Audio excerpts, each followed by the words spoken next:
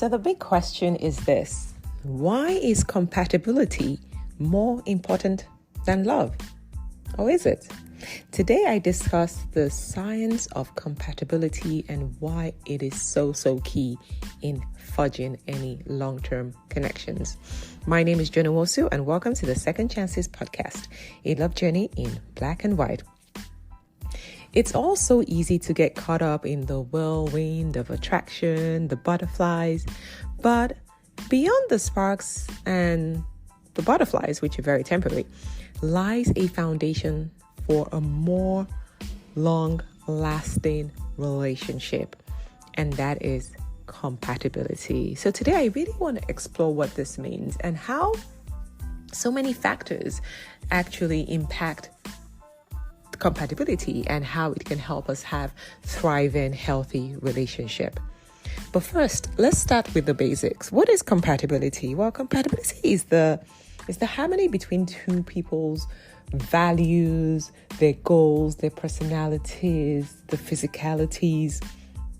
It's like that invisible thread that kind of binds the relationship together when, again, all of the initial butterflies and yada, yada, yada settles down. And now it's just the mundane of daily life. So, did you know that pheromones play a key role in who we are attracted to? Well, you see, these biological markers can spark this undeniable connection. You know, you just meet somebody and you're like, whoa, there's just some pull, some energetic pull between the two of you. But it's just the beginning. Compatibility is a lot more complex than that initial physical attraction. True compatibility is beyond the physical. It requires more than the physical for you to have a deeper, long-lasting connection. It's great for you to be physically attracted to the person. Hell, you need to be attracted to who you're going to be with. But when it comes to living daily life together, it's beyond physical attraction to navigate some of those ups and downs that adulthood serves us.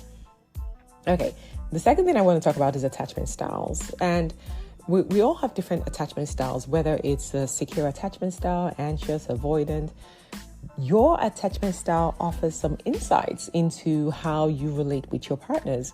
So a balance of complementary styles, so if you have a secure and an avoidant or a secure and an anxious, it can create a harmonious relationship, right? As opposed to having the same type of attachment style, it's not very attractive, because when two people are pulling away, guess what happens? Two people pull away.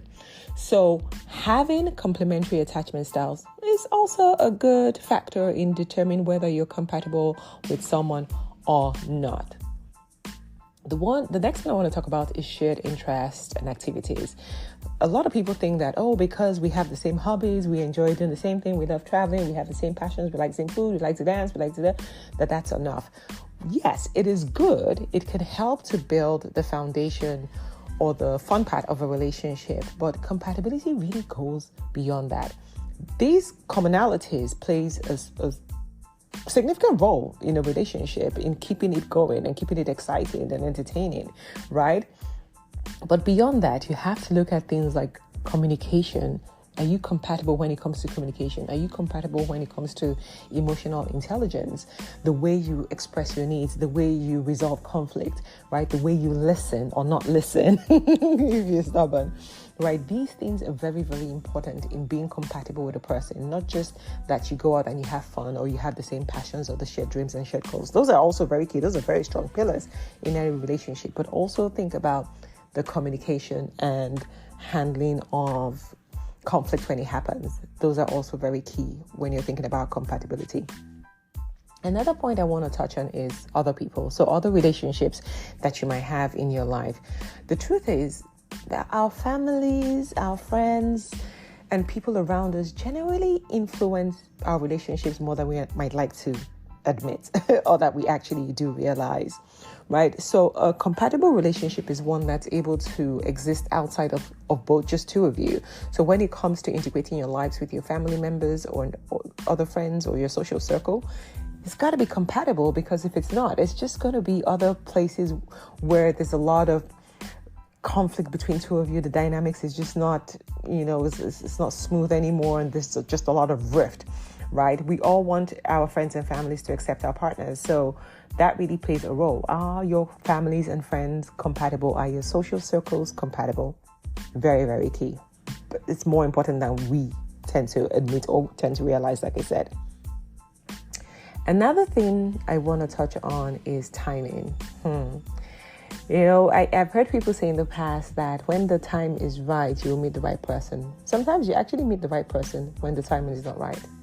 It's very important that you're ready and then you meet the right person, because if you meet the right person at the wrong time, it's not going to work. It's just going to destroy. Self-sabotage is going to go into place, or whatever it is that you're going through in life.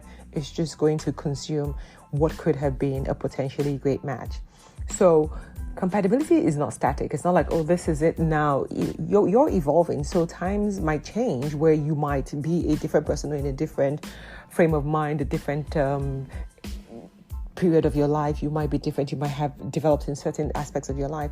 And in that time, obviously what you will be compatible with will be different. So timing is so key. And it's something that I really don't want people to undermine, because it's so powerful. You might meet the wrong person at the wrong time, the wrong person at the right time, which we don't want. We want you to meet the right person at the right time. So timing is so key. And if you're really not ready, or the timing is not right, it's okay to take the time to go heal and do whatever you need to do till you're in a position where the timing is right and you're able to meet the right person, so that you don't destroy what could have been a good relationship. It's important to recognize how this singular factor can really derail a lot of potentially good relationships. And I hope that, like I said, you're able to meet the right person at the right time. So what does all of this mean, especially when we're thinking about online dating, this world where everything is gone digital? Well, online dating, you have the algorithms that tries to guess or tries to predict compatibility. But the truth is, first, a lot of people are not honest on their profiles, so they don't give enough information for the algorithms to do what they're supposed to do. So it is helpful, but at the end of the day, true compatibility is only discovered through conversation, through going on dates, through experiences, through challenges, I must say, and through mutual growth. So as both of you grow, you know whether you're compatible for each other or not. I wish it was as easy as you swipe right, the algorithm says it's a yes, it's a match, and that means that in real life you're really compatible.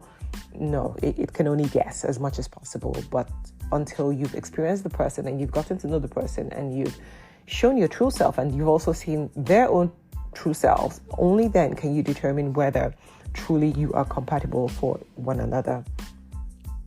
A truly compatible relationship will encourage development. If you're not growing, you're dying. The purpose of every relationship is for you to grow, for you to expand, for you to heal from some of the trauma that you need to heal. It's a space where, yes, you're still individuals, but you're growing together as a couple, right? So each person is able to pursue their own aspirations, their own growth areas, but as a unit together, you're able to support each other and grow together and even have bigger goals and accomplish bigger goals together. Compatibility means you're sharing life together, you're doing life together, you have a common vision for your life, what that relationship, what that future really looks like. It's not about being static, like I said. It's about adapting and evolving as life happens, right? You're facing challenges together. Life is changing you. Situations are happening that are changing you. You're evolving constantly. Your soul is growing. You're maturing. And you're able to support and navigate each other. You're able to be flexible and adaptable to be there for each other. But it still lies on the initial foundation where you were already compatible for one another. So love is great, but without compatibility, because you can love somebody but just hate them, just hate being around them, you're just not compatible. So it's really important that before you jump in because you're feeling the love or you're feeling those butterflies in your stomach, to take the time to really consider some of these points that I've talked about today and really test to see, am I really compatible with this person? When we merge our lives together, is it seamless? Not without challenges or problems, but Do we support each other? Is this the yin to my yang? Are we truly compatible with one another? So I want you to reflect today on your own views on what compatibility means to you, right? Are you nurturing yourself so that you can be compatible with somebody? And as you're meeting people, are you actually testing to see whether you are compatible with them, or are you just solely leaning on love? Like I said, for you to have a fulfilling, healthy relationship, you do need to be compatible with them. You have to have this common understanding, this natural desire to want to support, to grow, to nourish, right? To commit to this journey with somebody. But it really does need you to be compatible with them from the beginning, from the start, at least to an extent. Well, that's all I have for you today on compatibility. I hope you found this episode thought-provoking in the list. Thank you for joining me on today's episode on the Second Chances podcast, a love journey in black and white. Till next time, sending you love and light.